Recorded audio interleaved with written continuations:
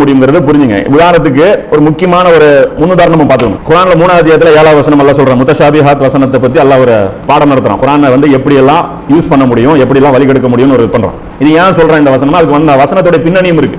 இந்த கிறிஸ்தவர்கள் வந்து நபி ஸல்லல்லாஹு அலைஹி வஸல்லம் அவர்களை வந்து சந்திக்கிறதுக்கு வராங்க. நஜ்ரான்ல இருந்து, இந்த யமனுக்கு பக்கத்துல இருக்கக்கூடிய ஒரு ஊர்ல இருந்து கிறிஸ்தவர் கூட்டம் வந்து கிறிஸ்தவ பாதிரிமார்கள் நபி ஸல்லல்லாஹு அலைஹி வஸல்லம் அவர்களிடத்துல வர்றாங்க. இந்த உதைபியா உடன்படிக்கைக்கு அப்புறம் இந்த லெட்டர் எல்லாம் போடுறாங்க இல்லையா, அந்த மக்கா வெற்றிக்கு அப்புறம் இந்த லெட்டர் எல்லாம் போடும்போது அவங்க எல்லாம் ஒவ்வொருத்தரா வர்றாங்க.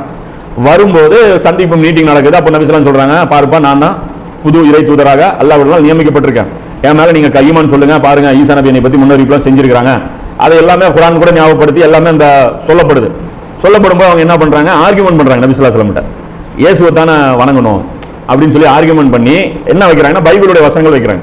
என்ன வைக்கிறாங்கன்னா, அந்த வருது இல்லை, நானே வலியும் சத்தியமும் ஆவேன், என் வழி அல்லாமல் வேறு யாரும் வந்து பரலோகத்தில் பிரவேசிக்க முடியாது. அப்ப என்ன அர்த்தம், நான் தான்ப்பா வழி. யார்? ஈசா நபி சொல்றாங்க, என் மூலம் இல்லாம வேற வழியா நீங்க சொர்க்கத்துக்கு போகவே முடியாது. அப்ப இதுக்கு மீனிங் வந்து அவங்க எப்படி கொடுக்குறாங்க, ஈசா நபியை வணங்கினா தான் சொர்க்கத்துக்கு போக முடியும், ஈசா நபி தான் கடவுள், அவர் தான் சொர்க்கத்துக்கு வந்து சொர்க்கம் வந்து கொடுக்க போறாரு, அதனால வந்து ஈசா நபி தான் வழி அப்படின்னு சொல்லி இவங்க என்ன பண்றாங்க, இவங்க வந்து அவங்க விளக்கம் கொடுக்குறாங்க. ஆனா உண்மையில அந்த அர்த்தத்துல ஈசா நபி சொன்னாங்க, நான் தான் வழின்னு என்ன அர்த்தம், என் வழியை தான் நீங்க, என்னோட சுண்ணத்தை நீங்க பின்பற்றணும், நான் என்ன செய்யறேனோ அதை நீங்க பின்பற்றணும், நான் செய்யறதுக்கு மாற்றமாக நீங்க வாழ்க்கையில நடந்துகிட்டு சொர்க்கத்துக்கு போகலாம்னு நினைச்சீங்கன்னா ஆகாது, என்னை ஃபாலோ பண்றது தான் உங்களுடைய வேலை. ஃபாலோ பண்ண சொன்ன விஷயத்தை என்ன பண்ணிட்டாங்க, வணக்கத்துக்குன்னு சொல்லிட்டாங்க. என்ன இந்த இடத்துல வார்த்தை எப்படி இருக்கு, நானே வழின்னு இருக்கு, வழினா எப்படி வேணாலும் அதை அட்டாச் பண்ண முடியும். இப்படி ஆர்குமெண்ட் வந்து இவங்க வச்சுட்டே இருக்காங்க. இப்படி வைக்கும்போது தான் அல்லாஹ் கூப்பிட்டு என்ன சொல்றான், இப்படி ஆர்குமெண்ட் வைக்கிறாங்கல்ல, இவங்களுக்கு ஒரு பாடம் சொல்லி தரோம், இவங்களுக்கு ஒரு மேட்டர் இருக்குது அப்படின்னு சொல்லிட்டு அல்லாஹ் சொல்றான், நபியே அவனே வேதத்தை உன் மீது இறக்கியுள்ளான், இந்த குர்ஆனை நான் தான் இறக்கினேன், இதில் இருவிதமான வசனங்கள் உள்ளன, ஒன்று முஹக்கமாத் எனும் வசனங்களாகும், அவைதான் இந்த வேதத்தின் அடிப்படை. முஹக்கமா இருக்கக்கூடிய வசனங்கள் இருக்கு, அதுதான் பேஸ். எது முஹக்கமா இருக்கக்கூடிய அந்த வசனம் தான் அடிப்படை. நீ எந்த நம்பிக்கை அகீதா சார்ந்த விஷயம் எடுத்தாலும், இஸ்லாத்துடைய அடிப்படை கொள்கைகள் எடுத்தாலும், அதுக்கு ஆதாரமா நீ எதை காட்டணும், முஹக்கமா இருக்கக்கூடிய வசனத்தை நீ காட்டணும். அதுக்கு முத்தஷாபிஹாத் நீ காட்டினா நீ வந்து தப்பா மிஸ்யூஸ் பண்ற ஆளுன்னு அர்த்தம். புரியுதல்? இந்த வழிகட்ட பிரிவு போய் பாருங்க, யாருமே முஹக்கம் வசனம் காட்டவே மாட்டான். தர்காவுக்கு போறவன், தரிகா வச்சவன், புரியுதா, இந்த தௌஹீதுங்கிற பேர்ல ஃபித்னா, எந்த ஃபித்னா வேணா நீங்க எடுங்க, எந்த குழப்பத்தை வேணாலும் எடுங்க, அதுக்கு அடிப்படை ஆதாரம்னு கேட்டீங்கன்னா முத்தஷாபிஹாத் வசனம் எடுப்பான், அந்த வசனத்தை கொண்ட ஆரம்பிங்க, காமிப்பான், அதுல பாத்தீங்கன்னா 2 மீனிங் வரும், கம்பல்சரி வரும். ஒரே மீனிங் இருக்கிற வசனத்தை எடுத்து இந்த விஷயத்தை நிறுவவே மாட்டாங்க. இவங்க இந்த கிலாஃபத் விஷயத்தை ஆஃப் பண்றது கூட என்ன பண்ணுவாங்க, முத்தஷாபிஹாத் தான் எடுப்பாங்க. இல்லைன்னா தேவையில்லாத விஷயங்கள் சைட்ல இருக்கிற ஆதாரம் எடுப்பாங்க. யூசுப் நபி அந்நிய அமைச்சரவையில் உட்கார்ந்தாரா இல்லையா, இது யூசுப் நபி தான் உனக்கு அடிப்படை கொள்கையா? யூசுப் நபி நீ சப்போர்ட்டுக்கு தான் எடுக்கணும். யூசுப் நபி ஒன்னும் பின்பற்ற முடியுமா 100%? மற்ற இறை தூதர்களை நீ 100% பின்பற்ற முடியுமா? அப்ப குர்ஆன்ல தான் இருக்கு சனிக்கிழமை மீன் பிடிக்க கூடாதுன்னு. அப்ப சனிக்கிழமை மீன் பிடிக்கிறது ஹராம் நீ ஃபத்வா கொடுப்பியா? பாருங்க, சனிக்கிழமை மீன் பிடிச்சவங்க குரங்கா போயிட்டாங்க, அதனால நாம என்ன பண்ணக்கூடாது, எக்காரணத்தை கொண்டு சனிக்கிழமை மட்டும் மீன் பிடிச்சிடக்கூடாது சொல்லுவீங்களா? அழகா பிரிப்பீங்க, இது அவங்களுடைய சரியத்து, அல்ல தீன் வேற, சரியத்து வேற, நமக்கு சரியத்து வேற, மன்னஜு வேற, எல்லாமே சொல்லுவீங்க, உங்களுக்கே தெரியும். ஆனா காட்டும் போது என்ன பண்ணுவாங்க, விளையாடுவாங்க, மாத்தி விடுவாங்க. அப்ப அல்லாஹ் சொல்றான், முஹக்கமாத் வசனங்கள் தான் இந்த வேதத்தின் அடிப்படை. இரண்டாவது முத்தஷாபிஹாத் என்று பல்வேறு தோற்றமளிக்கும் வசனங்கள் ஆகும். இந்த வசனம் எதுக்கு இருக்கு அல்லாஹ் சொல்றான், இந்த வசனம் எதுக்கு வச்சிருக்கிறேன்னா அல்லாஹ் சொல்றான், எவர்களுடைய உள்ளத்தில் நோய் இருக்கும், எந்த நோய், இந்த 2வது அத்தியாயத்துல 10வது வசனம், இந்த 2வது அத்தியாயத்துல 26வது வசனம், இந்த நோய் பிடிச்சவன் இருக்கான்ல அவன் வரணும், இதை படிக்கணும், அவன் நினைச்சு தெனாவட்டா இதுல வரணும், அழிஞ்சு போகணுங்கிறதுக்காக வச்சிருக்காங்க. அல்லாஹ் சொல்றான், குழப்பம் செய்யும் எண்ணத்தோடும் அதன் பின்னாலேயே திரிகிறார்கள். அதன் பின்னாடி தெரியுதுன்னா பின்னாடி போறதெல்லாம் தப்பு கிடையாது, அதுலயே கடக்கிறது. எப்போ பாரு முத்தஷாபிஹாத்தை எடுத்து மெயின் தாவாவா அதை வைக்கிறது. பேசினா முத்தஷாபிஹாத்தை தான் பேசுவோம், பாத்தீங்கன்னா அதுல வேற ஒரு பொருள் இருக்கு. அல்லாஹ்வுடைய பாதையில் கொல்லப்பட்டவர்கள் இறந்தவர்கள் சொல்லாதீங்க. எந்த அர்த்தத்தில் அல்லாஹ் சொன்னான், செத்து அழிஞ்சு போயிட்டாங்கன்னு சொல்லாதீங்க, என்கிட்ட அவங்களுக்கு வாழ்வளிக்கப்பட்டிருக்கு, அவங்க வந்து இங்க அவங்களுடைய வாழ்க்கை இங்க கண்டினியூ ஆயிட்டு இருக்கு, அந்த அர்த்தத்துல சொன்னா உள்ள இருக்கிறாங்க இந்த கபருக்குள்ள அவங்க உயிரோட தான் இருக்காங்க தெரியுமா? அல்லாஹ் குர்ஆன்லயே சொல்லிட்டான். இதை வச்சுதான் உங்க சட்டத்துக்கு சொன்னான். நல்லா இய்யாக நஅபுது இய்யாக நஸ்தஈன் முஹக்கம் தெளிவா இருக்கு. உன்னையே வணங்குகிறோம், உன்னிடமே உதவி தேடுகிறோம், இது முஹக்கம். உசூல் எடுத்தா இங்க இருந்து எடுக்கணும், முத்தஷாபிஹாத்துல இருந்து எடுப்பா. இதுல அல்லாஹ் இன்னொரு ட்ராப் என்ன வச்சான், எது அது பேச நம்ம இது முஹக்கம் தான், எது முத்தஷாபிஹாத் எது முஹக்கம் அதுவும் டிசைன் பண்ண முடியாது, எவனும் அது சொல்ல முடியாது. அவன் நம்ம நீ மட்டும் முத்தஷாபிஹாத்துல இருந்து எடுத்தம்மா, இது முடிவே பண்ண முடியாது, மறுமையில தான் முடிவு பண்ணும். என்னன்னா நோய் இல்லாம குர்ஆனை அணுகணுங்கிறது அல்லாஹ் இருக்கிற ட்ராப்.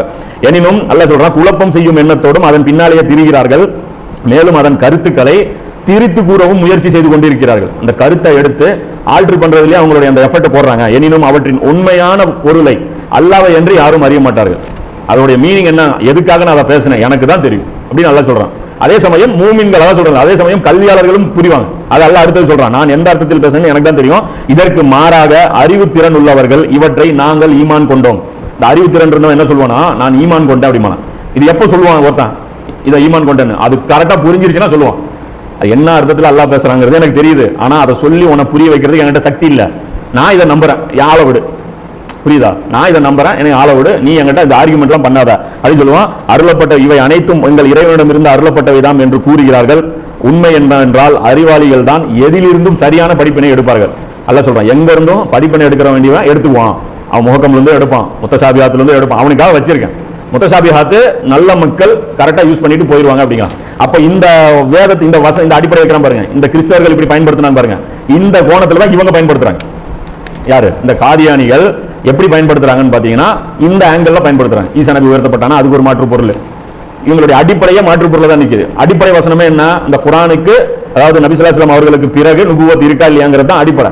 அந்த அடிப்படையில இவங்க என்ன பண்றாங்க அப்படின்னு பாத்தீங்கன்னா மாற்று பொருள் கொடுத்து அதுல இவங்க தடுமாறி போறாங்க. இதுல இன்னொரு கிளாரிபிகேஷன் கொடுத்துடலாம். முத்தஷாபிஹாத் மீனிங் பல மீனிங் இருக்கு. நீங்க முன்னறிப்புகள் விஷயத்துல நிறைய விஷயங்கள் அப்படி மாற்று பொருள் கொடுக்குறீங்க. முன்னறிப்புகள்லாம் இஸ்லாத்துடைய அடிப்படைகள் நம்ம சொல்றோம். புரியுதா இல்லையா? அடிப்படை கொள்கைகள் தனி. நபி ஸல்லல்லாஹு அலைஹி வஸல்லம் அவர்கள் ஏன் வந்தார்கள், நபி ஸல்லல்லாஹு அலைஹி வஸல்லம் ரசூலுக்கு கொடுக்கப்பட்ட மிஷன் என்ன, அதெல்லாமே தான் பேஸ். அந்த பேஸ்ல எதுவுமே நம்ம முத்தஷாபிஹாத்லாம் காட்ட தேவையில்லை, காட்டவும் மாட்டோம். அது அடிப்படை. அப்போ அந்த விஷயத்துல பொறுத்த வரைக்கும் முஹக்கமா தான் நம்ம எல்லாமே காட்டுவோம். குர்ஆனும் சரி ஹதீஸும் சரி தெளிவா பேசும். அதுக்கு நம்ம காட்டுற அந்த கர்பலா தொடர்ல வர்ற அந்த சீரிஸ்ல பாத்தீங்கன்னா எதுவுமே மாற்று பொருளை கொடுத்துருக்க மாட்டோம். எல்லாமே ஸ்ட்ரைட்டா டைரக்டா அழகா பார்த்தா ஒரு சாதாரணமா பார்த்தாலே புரிஞ்சிக்கக்கூடிய விதத்தில் இருக்கும். முன்னறிப்புகள் பொறுத்த வரைக்கும் பல விதமாக பயன்படுத்தப்பட்டிருக்கு. நபி ஸல்லல்லாஹு அலைஹி வஸல்லம் அவர்கள் பயிற்சி கொடுத்தாங்க நமக்கு. நான் சொன்னல முத்தஷாபிஹாத்தா குர்ஆன்ல இருக்கு, ஹதீஸ்லயும் இருக்கு. முன்னறிப்புகள் பொறுத்த வரைக்கும் அந்த மாதிரி நபி ஸல்லல்லாஹு அலைஹி வஸல்லம் அவர்கள் சொல்லியிருக்காங்க. ஏன்னா எதிரிகளுக்கு தெரிஞ்சு கூடாது. அது பின்னாடி பல காரணங்கள் இருக்கு. அதை நம்ம பட்டியலே போட்டிருக்கோம். இந்த இறுதி நூற்றாண்டு இறுதி சமுதாயம்ல ஃபர்ஸ்ட் பார்ட்ல அதை சொல்லியிருக்கோம். முன்னறிப்புகளை கோட்டை விட்ட சமுதாயம், முஸ்லீம் சமுதாயம் எப்படிலாம் கோட்டை விட்டுச்சு, எல்லாமே நிறைய பெரும்பான்மையான விஷயங்கள் எப்படி இருக்கு, கோடுவேடு முறையில தான் பயன்படுத்தப்பட்டிருக்கு அப்படிங்கறத நம்ம சொல்லியிருக்கோம். ஸோ அந்த விஷயமும் இந்த விஷயம் போட்டு குழப்பிக்கூடாது. அப்ப மாற்று பொருள் கொடுக்கக்கூடிய இடத்துல கொடுத்துதான் ஆகணும், நேரடி கொடுக்க வேண்டிய இடத்துல கொடுத்துதான். ஆனா இஸ்லாத்துடைய அடிப்படை கொள்கைகளை வகுக்கும் போது, அடிப்படை சித்தாந்தத்தை வகுக்கும் போது முத்தஷாபிஹாத் கொண்டாந்து மெயின் ஆதாரமா காட்டவே கூடாது. இது முக்கியமான விஷயம். இப்போ நபி ஸல்லல்லாஹு அலைஹி வஸல்லம் அவர்களுக்கு பிறகு நபித்துவம் இருக்கா இல்லையா, இதை பற்றி குர்ஆன் என்ன சொல்லுது? இப்போ இங்க இருந்து இவங்களுடைய ஆர்குமெண்ட் தொடர்ச்சியா ஸ்டார்ட் பண்ணிட்டு போவோம். இப்போ இவங்க என்ன பண்றாங்க, நபித்துவத்திற்கு அப்புறம் ரசூலுக்கு அப்புறம் நபித்துவம் இருக்கா இல்லையாங்கிறதுக்கு ஒரு முக்கியமான வசனம் 33 அத்தியாயத்துல 40 வசனம், அஹ்ஸாப்ல 40 வசனம். மா கான முஹம்மதுன் அபா அஹதின் மிர் ரிஜாலிக்கும் வலாக்கிர் ரசூலுல்லாஹ் வ காதமன் நபியினா ஃபகானல்லாஹு பிகுல்லி ஷைஇன் அலிமா. அல்லாஹ் என்ன சொல்றான்? முஹம்மது உங்களுடைய ஆண்களில் எவருக்கும் தந்தையர் அல்ல. முஹம்மது ஆம்பளைங்களுக்கு அப்பாவாக இல்ல, ஆனால் அவர் அல்லாஹ்வின் தூதராகவும் இறுதி நபியாகவும் இருக்கிறார். இது சம்பந்தம் இல்லாம இருக்க அந்த சென்டென்ஸ். சரி, ரசூலுல்லாஹ்வுக்கு ஆம்பளை பையன் இல்ல, இதுக்கும் இவர் அல்லாஹ்வுடைய தூதருங்கிறதுக்கும் இறுதி நபியா இருக்கிறது ஏதாவது லிங்க் இருக்கா? எதுக்கு இது தேவையில்லாம அல்லாஹ் பேசுறான்? அல்லாஹ் இப்படி பேசுவானா? இருக்கார், இறுதி நபியாகவும் இருக்கிறார். அல்லாஹ் ஒவ்வொன்றையும் அறிந்தவனாக இருக்கின்றான் அல்லாஹ் சொல்றான். இந்த வசனத்தை அப்படி ரஃபா புரிஞ்சுங்க, அது டீட்டெயிலா பார்ப்போம். இப்போ இந்த இடத்துல முஃபஸ்ஸிரீன்கள், முன் சென்ற சஹாபாக்கள், இமாம்கள், இன்று வரைக்கும் இருக்கக்கூடிய முஸ்லிம்கள், அனைத்து பிரிவை சேர்ந்த ஆலிம்கள் எல்லாரும் என்ன விளக்கம் கொடுக்குறாங்க? காத்தமன் நபியின இருக்கு. காத்தமன் நபியினா, காத்தமன் நபியினா முடிஞ்சிச்சு, நபித்துவர்கள் நபிமார்களில் இறுதியானவர். நபி ஸல்லல்லாஹு அலைஹி வஸல்லம் அவர்கள் நபிமார்களில் இறுதியானவர் அந்த விளக்கம் கொடுக்குறாங்க. ஆனா இந்த காத்தம்ங்கிற அந்த வார்த்தைக்கு இன்னொரு மீனிங்கும் இருக்கு. முத்தஷாபிஹாத் என்ன மீனிங் இருக்கு? நபிமார்களில் முத்திரையானவர் இருக்கு. ரெண்டு மீனிங் கொடுத்தாலும் ஒண்ணுதான். முத்திரை அப்படின்னா என்ன? அதோட சீல், அதுக்கு மேல எதுவும் கிடையாது.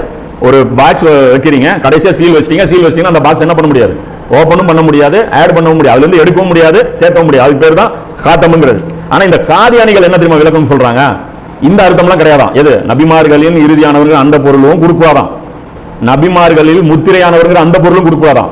முத்திரை கொடுப்பவர்னு பொருள் கொடுக்கணுமா? எப்படி? முத்திரை வெப்பவர். முத்திரை வச்சா என்ன அப்படின்னா, வெறும் பேப்பர் இருக்கு, இது செல்லாது. பத்திரம் வெறும் பேப்பர் இருக்கு, செல்லாது. அதுல முத்திரை வச்சிட்டீங்கன்னா பத்திரம் பதிவாயிருச்சுன்னு அர்த்தம். அப்ப என்ன அர்த்தம்னா, பின்னாடி நபிமார்களுக்கு முத்திரை கொடுப்பவர்.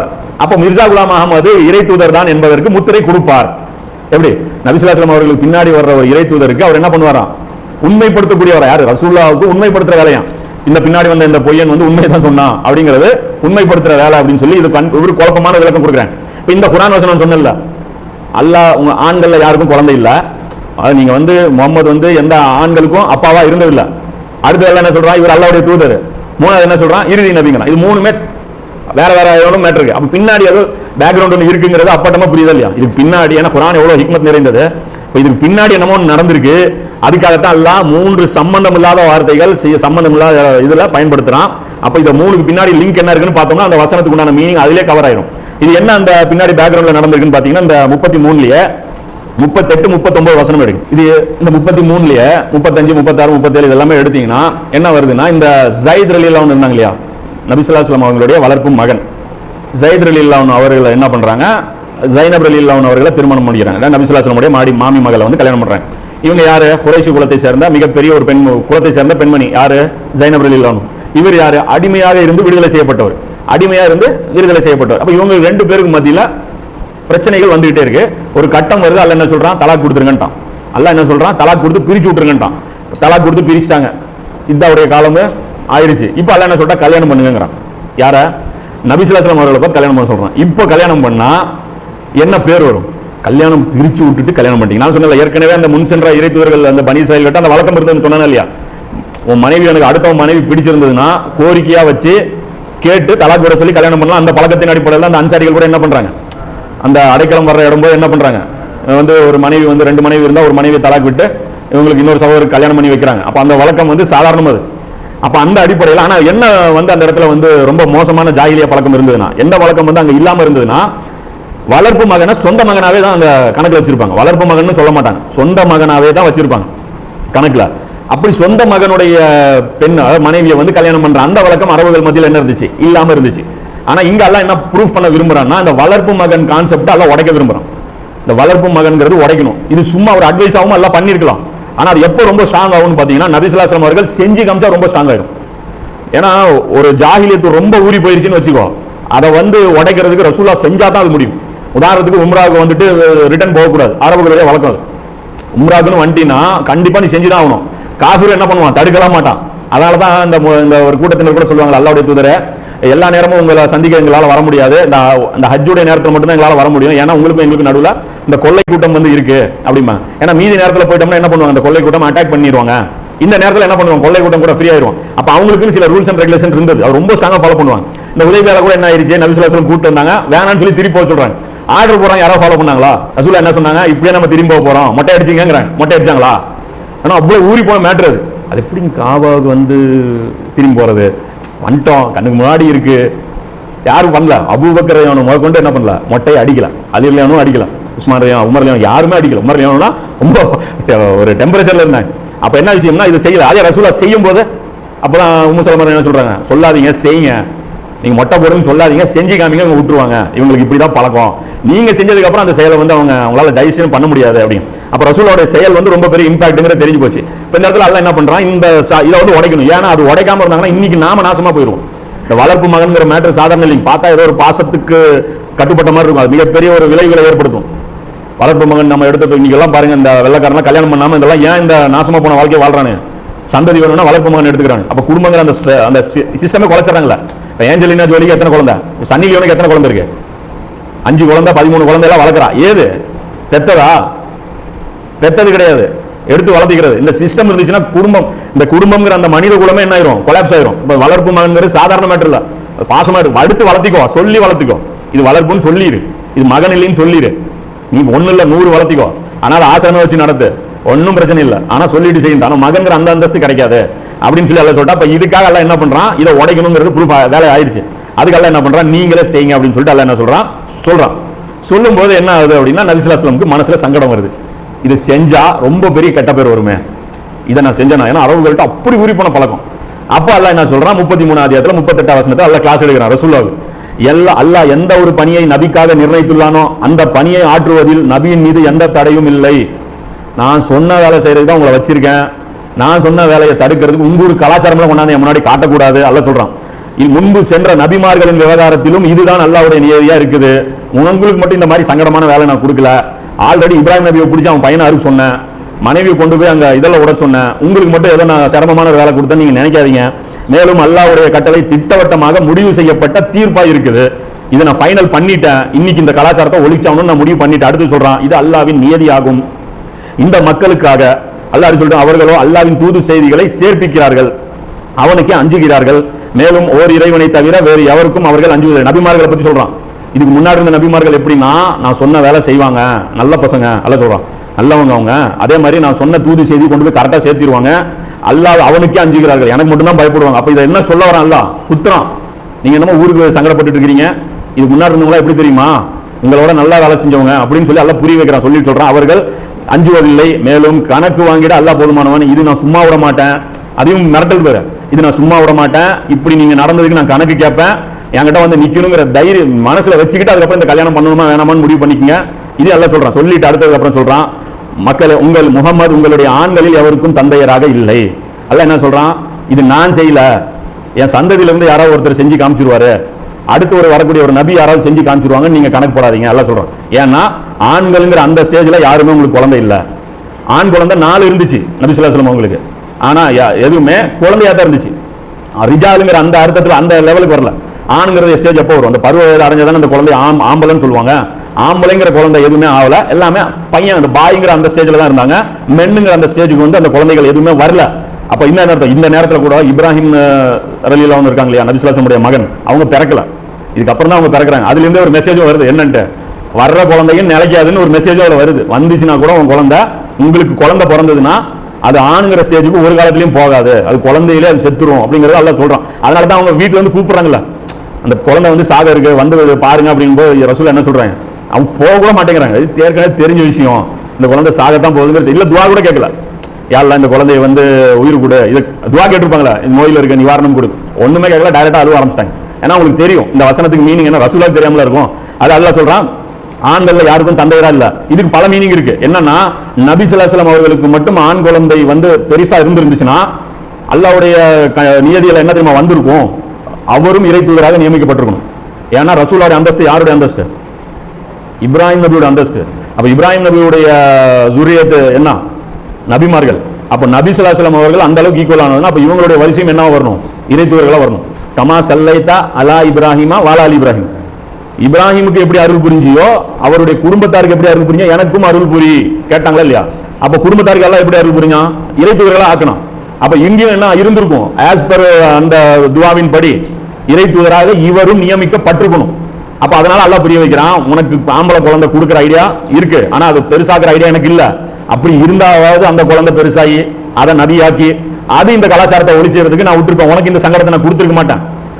அந்த ஒரு 100 வருஷம் கழிச்சு ஒரு 50 வருஷம் கழிச்சு இந்த கலாச்சாரத்தை ஒழிக்கிறது விட்டுருப்பேன். அடுத்து எல்லாம் சொல்றான், ஆனால் அவர் இந்த முகமது யாரு, அந்த ஆம்பளை பையனுக்கு அப்பாவா இல்ல, ஆனா முகமது அல்லாஹ்வுடைய தூதராக இருக்காரு. அது சொல்றான், நீ ஆம்பளை வேணா நீ அப்பாவா இல்ல, ஆனா எனக்கு தூதரெல்லாம் நீ இருக்கில்ல, இப்போ உன் டியூட்டி செஞ்சுதான் அவனு சொல்லிட்டு எல்லாம் சொல்றான், இறுதி நபியாகவும் இருக்கிறார், உனக்கு அப்பவும் நபி இல்லைன்னு ஆகி போச்சு. புரியுதா இல்லையா, சீக்வன்ஸ் புரியுதா இல்லையா, இறுதி நபியாகவும் லாஸ்டாவும் போயிட்டீங்க, அடுத்து உங்களுக்கு வாரிசு கொடுக்குற எண்ணமும் இல்ல, அப்படி இருந்தாவது அடுத்த ஒருத்தரை நபியா ஆக்கி நான் கொடுத்துருப்பேன்.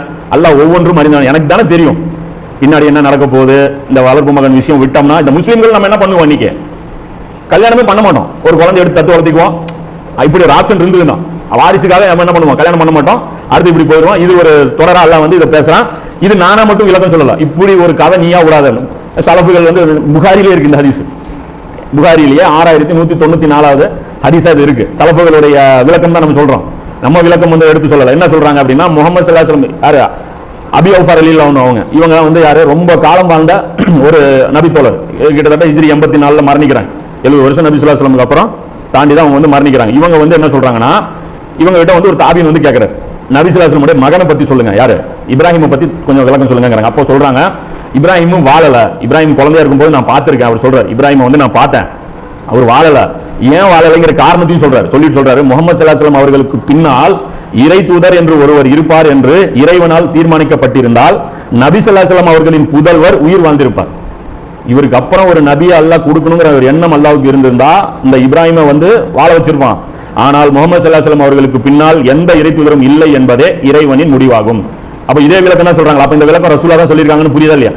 அப்ப சஹாபாக்கள் மத்தியில இந்த வசனத்துக்கு என்ன பொருள் இருந்திருக்கு, ஆண்களில் யாரும் வீரர் என்ன அர்த்தம், அடுத்த இறை தூதர் இல்ல, பெருசான இறை தூதரா தான் நியமிச்சாகணும். ஏன்னா இப்ராஹிம் நபியோட கம்பேர் பண்ணும்போது இவருக்கும் அது செய்யறது தான் சரி. இது எல்லாமே விளக்கம், இதுல இருந்தே புரியுது இந்த வசனத்துடைய பின்னணி என்ன. ஆனா முத்தசாபியாத் இல்ல, இவங்க சைத்தான்கள் இல்ல. இப்ப இவங்க மூழ்கி விளையாடுறதுக்கு அல்ல என்ன பண்ணிட்டான், ஒரு வாய்ப்பு கொடுத்துட்டா விட்டுட்டா இவங்க விளையாடுறாங்க. இதுல இவங்க என்ன சொல்றதுன்னா, இந்த வசனத்துக்கு 3 பொருள். காத்தம் அப்படின்னா இறுதி நபி, இது ஒரு 2 பொருள் இருக்கா. காத்தம் அப்படின்னா இறுதி தூதர், இந்த பொருள் இவங்க என்ன சொல்றது இல்ல, ஏத்துக்கிறது இல்ல. இதே இன்னொரு பொருள் என்ன, முத்திரையாக இருக்கிறார். இதையும் இவங்க என்ன சொல்றாங்க, முத்திரை கிடையாது, முத்திரை தழுவுங்கிறான். மூணாவது ஒரு பொருள் இழுத்து ஒட்ட வைக்கிறான். இதுல இவன் என்ன சொல்றான், இப்ப முத்தஷாபிஹாத்துன்னா மூணுமே இருப்பதற்கு ஒரு வாய்ப்பு இருக்கா இல்லையா? நம்பர் 1 பாசிபிலிட்டி இருக்கு, நம்பர் 2 முத்திரையும் பாசிபிலிட்டி இருக்கு, காத்தமும் இறுதியும் பாசிபிலிட்டி இருக்கு, முத்திரை தருபவரும் பாசிபிலிட்டி, குறைஞ்சபட்ச நேர்மை தானே. ஆனா இந்த மோசடிக்காரங்க என்ன சொல்றாங்கன்னு பாத்தீங்கன்னா, ஃபர்ஸ்ட் அர்த்தம் வரவே வராது. ஒரு அகராதி பொருளுக்கு நேரடி மீனிங் வரவே வராதுன்னு எவனா பேசுவானா? புரியுதா இல்லையா? வெள்ளை கயிறிலிருந்து கருப்பு கயிறு வரும் வரை உண்ணுங்கள் பருவங்கள்னா நேரடி மீனிங்கும் அதுக்கு இருக்கு. வெள்ளை கயிறுக்கு மாட்டு பொருள் தான் கொள்ளணும்னு நாம சொல்லலாமே தவிர, ஆனா நேரடி பொருள் ஒருத்தர் கொண்டா அது தப்பு சொல்ல முடியாது. ஏன்னா அப்படி ஒருத்தர் கொள்றாரு நேரடி பொருள். அப்போ யூப்ரட்டிஸ்ல இருந்து ஒரு தங்கமலை வெளிப்படும் அப்படின்னா நம்ம அது தாவி கொடுக்கிறோம். ஆனா தங்கமலை வெளிப்படாது நாம அடி சொல்லக்கூடாது. ஏன்னா அந்த வார்த்தையில நேரடி புரிஞ்சுக்கிறதுக்கு டைரக்ட் மீனிங் இருக்கா இல்லையா? ஆனா இவங்க என்ன சொல்றாங்கன்னா நேரடி மீனிங் தரவே கூடாது. இது உலக அகராதியிலே இந்த உசூல் கிடையவே கிடையாது. இது எந்த லாங்குவேஜிலுமே ஒரு வார்த்தையுடைய நேரடி அகராதி பொருள் ஹராமு, அப்படி மீனிங்கே எடுக்க கூடாது அப்படின்னு சொல்றது ஹராமு. இன்னும் அந்த ஹத்தமுங்கிற அந்த வார்த்தை இருக்குல்ல, குர்ஆன்ல இன்னும் 2 இடத்துல 3 இடத்துல எல்லாம் பயன்படுத்துறோம். அதை வச்சும் ஹத்தமுக்கு என்ன மீனிங் புரிஞ்சுக்கலாம். ஏன்னா குர்ஆனுடைய அகராதி பொறுத்த வரைக்கும் உங்களுக்கு தெரியுமில்ல, குர்ஆனுடைய அகராதி என்னது? அரபி அகராதி எது? குர்ஆன் தான் டிக்ஷனரி. லிசானுல் அரபு இதெல்லாம் என்னது? 2ஆம் பட்சம் தான். குர்ஆனுக்கு டிக்ஷனரி எது? குர்ஆனே தான். அல்லாஹ் சொல்றான் 2ஆம் அத்தியாயத்துல 7ஆம் வசனத்துல, ஹதமல்லாஹு அலா குலூபிஹிம், அவர்களுடைய உள்ளங்களில் முத்திரையிட்டான். இப்போ இதுக்கு என்ன மீனிங்? ஒவ்வொரு உள்ளத்துக்கும் முத்திரை வச்சு சீல் வச்சு கொடுக்குறேன்னு அர்த்தமா? முடிஞ்சது, உள்ளத்துல ஒரு நல்ல விஷயம் நுழையாது, அவனுங்கிட்ட தாவா செய்யறது வேஸ்ட். அப்ப இந்த மீனிங், உள்ளங்களில் முத்திரையிட்டு விட்டான், அவனது செவி. அது இந்த 2ஆம் அத்தியாயத்துல 7ஆம் வசனத்துல சொல்றான். அதே ஹதம அலா சம்மிஹி வ கல்பிஹி, அவர்களுடைய காதுகளில் அடைப்பை ஏற்படுத்தி விட்டான், அவர்களுடைய கல்பிலையும் எல்லாம் என்ன பண்ணிட்டான், முத்திரையிட்டு விட்டான். அப்ப இதுக்கு என்ன அர்த்தம்? அவனுக்கு வழிகாட்ட முடியாது. அப்ப ஹதமுக்கு மீனிங் என்னங்கிறது அல்லாஹ் என்ன சொல்றான்? நல்ல விஷயம் எதுவுமே அவங்களுக்கு உள்ள போகாது அப்படிங்கிற அந்த விஷயம் சொல்றான். அப்ப இதெல்லாம் வச்சு பார்க்கும்போது அந்த குர்ஆன் ஆயத்துக்கு இறுதியாக இறை தூதர் தான் அப்படிங்கிறது தெளிவா விளங்குது. அடுத்து அவங்க மேல மேற்கொண்டு சில விஷயங்கள் அவங்க எப்படி இப்படிலாம் என்னென்ன ஆர்குமெண்ட் வைக்கிறாங்க ஏதாவதுங்கிறது அதை நம்ம தொடர்ச்சியா பார்ப்போம்.